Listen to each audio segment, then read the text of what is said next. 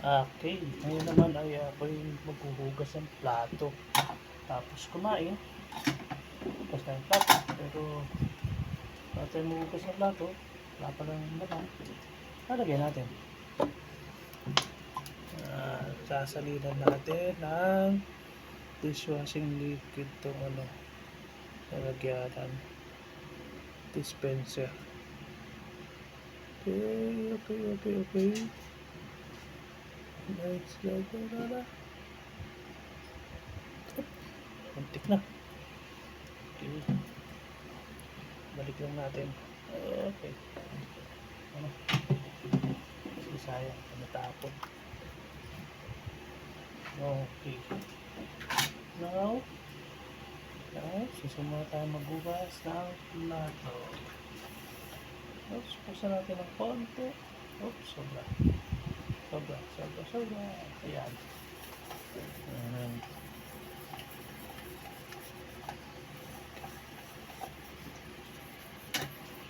Oh, disclaimers, mga kabataan. Masipag kayo pag kayo naghuhugas ng plato. Yan. Malakas kayong kumain. Malakas din dapat kayo maghugas ng plato. Kasi pag hindi, sayang ang inyong kinain, hindi nalulusaw. Okay? Pero alam nyo, isang mabuting bagay ito yung ginagawa paghuhugas ka ng plato. Hindi nyo dapat ito kinatatamaran. Kasi naman, pag hindi kayo naghugas ng plato, alam nyo na ang nangyayari. Sino bang gustong kumain ng nasa lamesa yung pagkain at wala kang kutsara, tinidor? Paano hihigupin yung sabaw kung nasa lamesa? Diba? Pagsipag lang. Kung nakasanayan natin maging masipag, tayo hindi mo problema sa paghuhugas ng plato. Ganyan parang naglalaro lang kayo. Para hindi kayo ma-stress. Enjoy nyo lang yung paghuhugas. Ganyan po naman. Kus. Sabon ulit. Diba? Wala may stress. Okay, bataan. Masanay kayo maghugas ng plato. Para kayo agad nyo nakakain na kayo. Diba? Isa pang magandang bagay, makatulong nyo yan. Kaya makakatulong kayo sa magulang nyo. Diba? Ibig na pagkatapos sila magluto ng pagkain, ganda. Mga buwan na nagtrabaho doon, kaya na mismo mag-hugas. Enjoy nyo lang. Pag na-enjoy nyo na hindi kayo may kung mag-hugas, hindi na kayo magtuturuan. Ay, naman, ako naman, ito. Diba? Enjoy nyo na. Kaya nang pipisit ako. Ako tigahugas sa plato ha. Diba? Sige.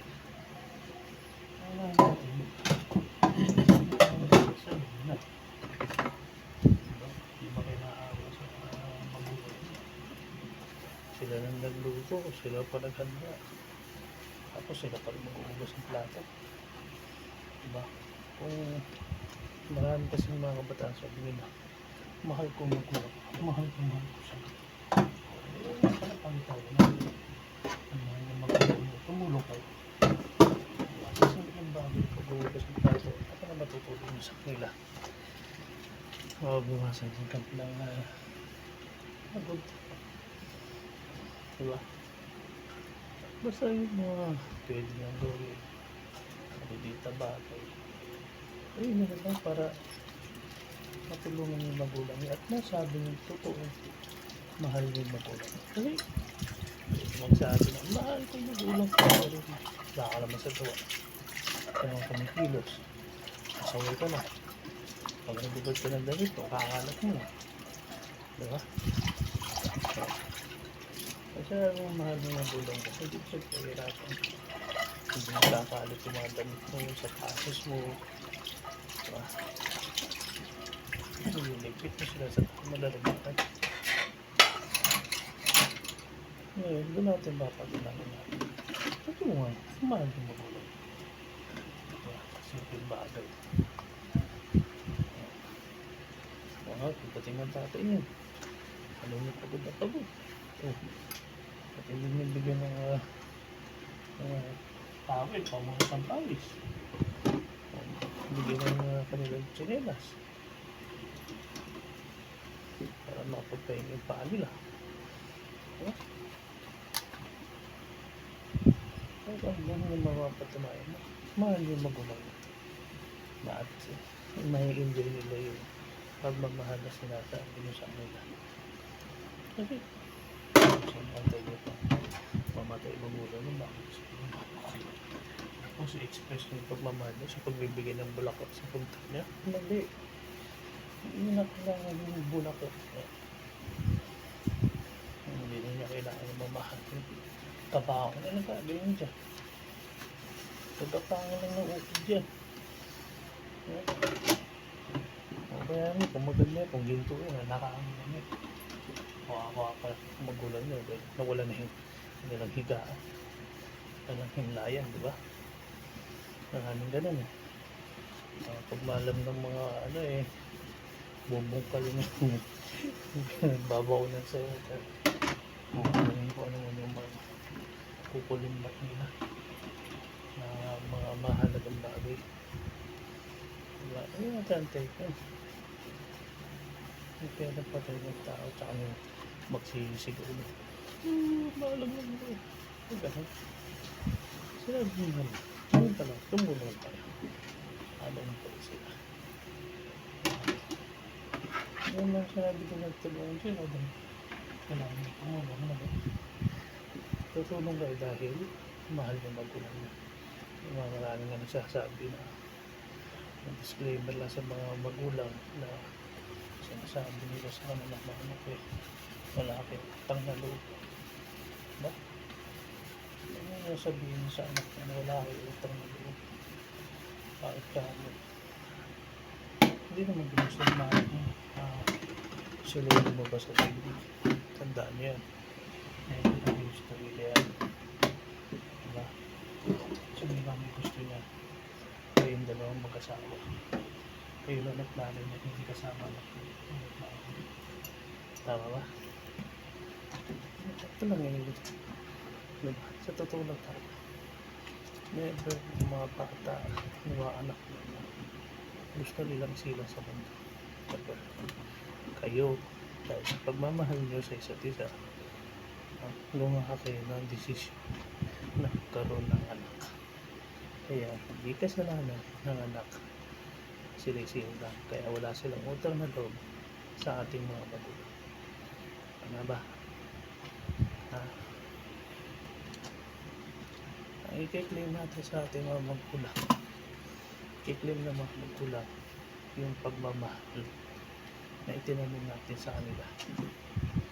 Yun ang ating aanihin sa kanila. Hindi yung utang na loob. Diba? Kung yung ating pag-aalaga sa kanila yung naayos, tama, sila yung mga nasusukli sa ating ng kagandahan pag ibig sabihin ng pagmamahal. Ayan. Eh, kung wala kayo nun, hindi yung pagmamahal ay susukli sa inyo. Diba? Sabi natin sa mga magulang, pag itanim kayo, iyaalihin. Ngayon, pag wala kayong tinanim, huwag kayong masa na makakainin kayo kung may makukuha kayong bunga. Kung kayo makukuha ang bunga, tapos ilan mo, tinanim. Diba?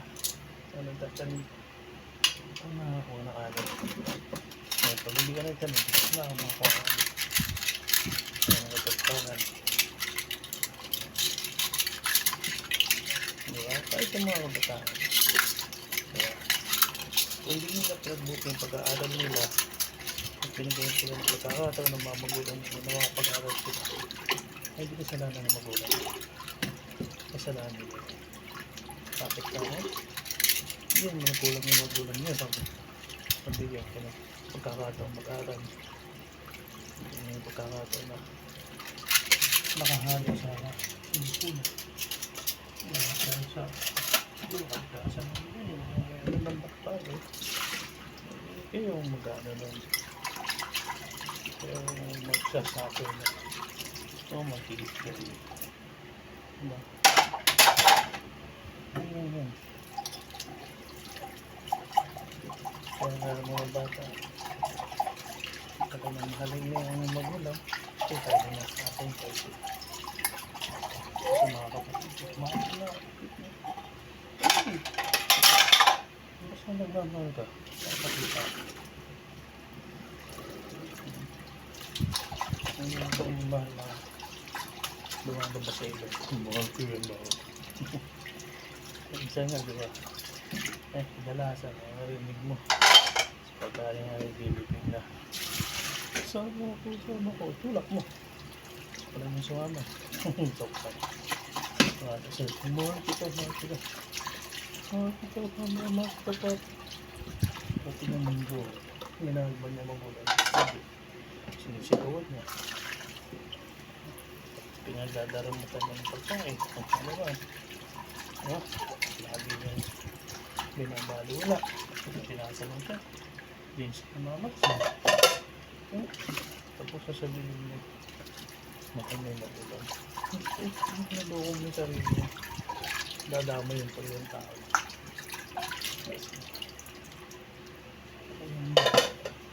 Makilang mo silang magalang.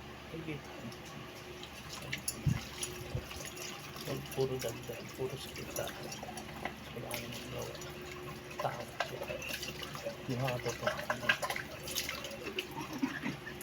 Kaya nga may 1,000. Baga ganyan-ganyan pa naman. Ako isang tao. Kasi wala na yun. Drama lang yun. Ano kasi may nakakita tao. Diba? Ang sakit pakinggan pagkagaling. Kung hindi ka makatotohanan. Ito pa lang.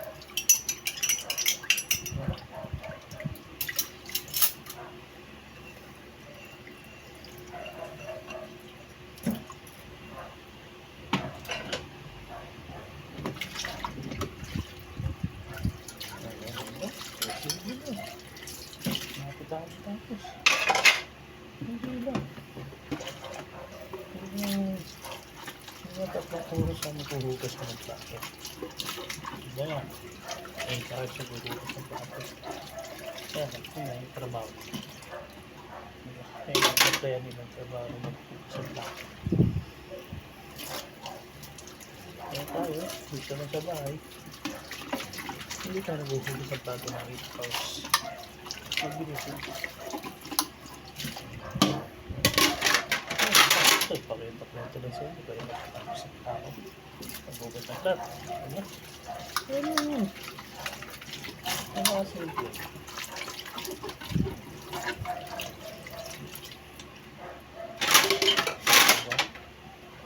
Ito po, pagkakita mo may plato sa lamesa.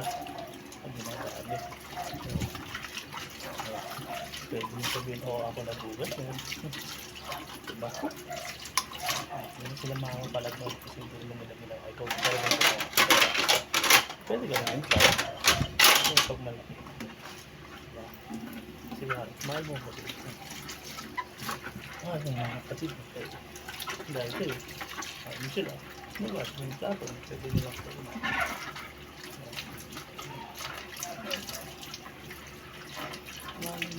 Nagulang na. Simple mga bagay sa pagsultsara sila. Tapos pagka tinanong kayo, diba? Sagot lang kayo na may hakong mag-anak. Yan. Yan ang paghuhugas ng plato. Okay, salamat. Hugas ngayon ng plato. God bless you all.